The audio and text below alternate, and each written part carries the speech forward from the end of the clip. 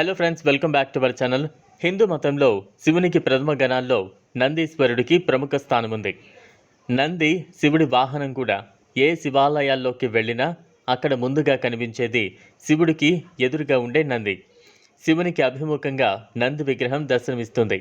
నంది శివునికి ఇష్టమైన సభ్యుడిగా పరిగణిస్తారు. శివయ్య సేవకై నంది ఎల్లప్పుడూ సిద్ధంగా ఉంటారు. అంతేకాదు శివుని ద్వారపాలకుడిగా నంది శివుని సేవిస్తాడని నమ్మకం. అందుకనే ఎవరైనా భక్తులు తమ కోరికను నంది చెవిలో చెప్పడం ద్వారా అది నేరుగా శివునికి చేరుతుందని కూడా నమ్ముతూ ఉంటారు. శివునికి నంది అంటే అపారమైన ప్రేమ. అతను చెప్పేదంతా వింటాడు కనుక నందిని ఆరాధించడం విశిష్టమైనదని భావిస్తారు.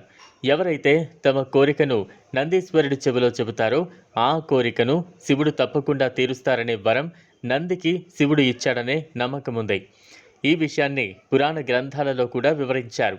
పురాణ గ్రంథాల ప్రకారం శివుడు ఎక్కువ సమయం ధ్యానంలో నిమగ్నమై ఉంటారు. శివుని ధ్యానంలో ఎలాంటి ఆటంకం కలగకుండా ఉండేందుకు అతని గణనంది ఎల్లప్పుడూ కాపలాగా ఉంటుంది. శివునికి సేవ చేస్తుంది.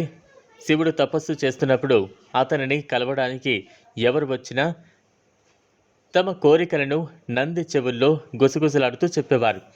నందిజీ చెవుల్లో భక్తులు చెప్పే కోరికలు నేరుగా పరమశివునికి చేరి నెరవేర్చేవారు.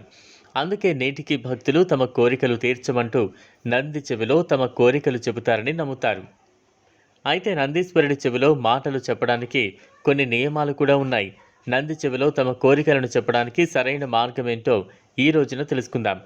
నంది చెవిలో మీ కోరికలు చెప్పేటప్పుడు ఏ కోరికను కోరబోతున్నారో దానిని మరెవ్వరూ వినకూడదని గుర్తుంచుకోండి. అందువల్ల కోరికను చాలా నెమ్మదిగా స్పష్టంగా నంది చెవిలో చెప్పండి. కోరికను చెప్పేటప్పుడు మీరు మీ 2 చేతులతో మీ పెదవులను దాచుకోవాలని, తద్వారా మీ కోరికను చెబుతున్న సమయంలో ఇతర వ్యక్తులకు ఆ కోరిక తెలియదు. నందీశ్వరుడి చెవుల్లో కోరికలు ఇతరులకు హాని కలిగించాలని లేదా తప్పు చేయాలని కోరుకోవద్దు. అంతేకాదు ఇతరుల గురించి చెడుగా మాట్లాడకండి. మీ కోరిక చెప్పిన తర్వాత ఖచ్చితంగా నందీశ్వర మీ కోరిక తీర్చండి, నందీశ్వర మా కోరిక తీర్చండి అని విజ్ఞప్తి చేయండి. ఒక సమయంలో ఒక కోరిక చెప్పండి.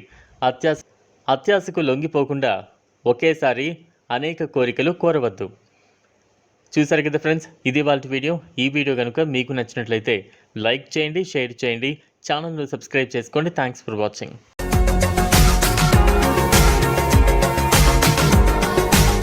మరిన్ని అప్డేట్స్ కోసం మా ఛానల్ని సబ్స్క్రైబ్ చేయండి.